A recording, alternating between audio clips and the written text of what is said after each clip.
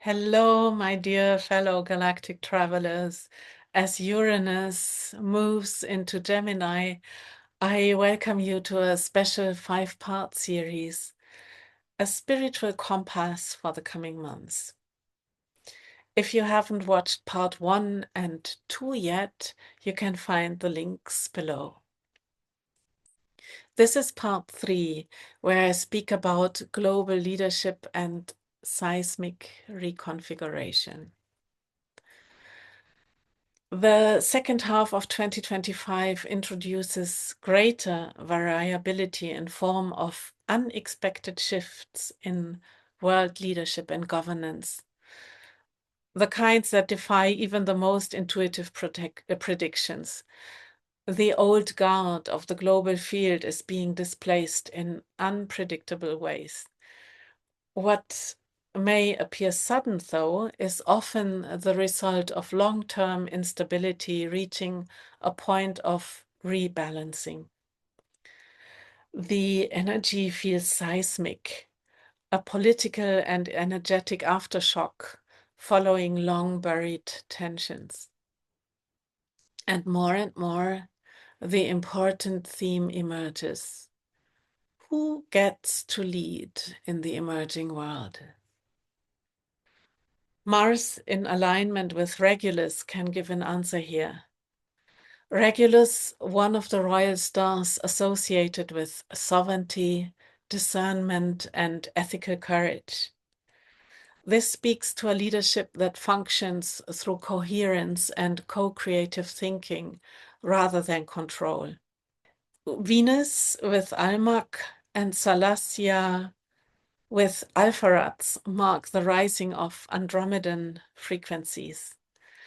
Relational integrity, balance, and clarity without pressure. These placements are a consistent reminder. Leadership through relational stability matters as much as visibility. These lines of light between Andromeda and Venus and Salacia also point at economic instability that will track this upheaval and reveals imbalances that can no longer be hidden.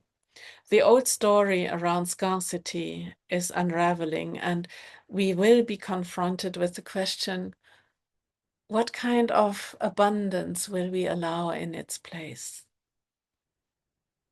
It will be necessary to think through the distribution of values, visibility, and vibrational frequency. Sedna and Uranus, two interesting travel companions together in Gemini, as I was already talking about in the first part of this 5-part spiritual compass for the coming months, are activating the Pleiadian field and speak to longer arcs of memory, personal and collective. They open an ancestral register within the water and nervous systems of both Earth and human bodies. The effects are both emotional and structural. They are architectural. They shape direction, sense of place, and how each person interacts with uncertainty. All of these transits coincide with the reorientation of economic flows and shifts in how power is accessed or sustained. The square from Haumea to Pluto, still active, works through deep crustal and emotional layers. It brings purging, renewal, eruption, release, and a demand for inner congruence in any public structure. As you know, I don't do predictions. I track energy globally and galactically. As the Earth shifts and reforms beneath us, so too does the energetic foundation of participation. In the midst of these changes, you will benefit from returning to practical ritual, and I call this the kitchen table magic, nervous system grounding, and relational clarity. Also, you might benefit from migration towards geographics with higher vitality, maybe. I have a new galactic astrology session available where I apply astrocartography and the fixed stars in your decision if and where to move and what for. With the magic of astrocartography, we can find our place in the world, quite literally.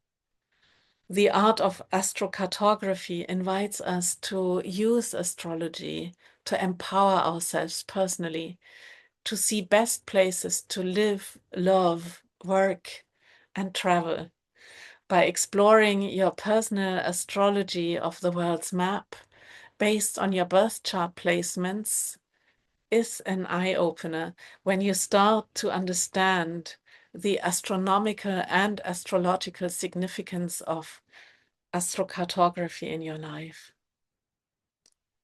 You can find the link to book a galactic astrocartography session below, and I look forward to explore the world with the stars for you. The shifts in the human sphere are inseparable from what we are witnessing in the Earth body. The increased seismic and volcanic activity across the planet, especially in deep water environments, speaks to an inner regeneration.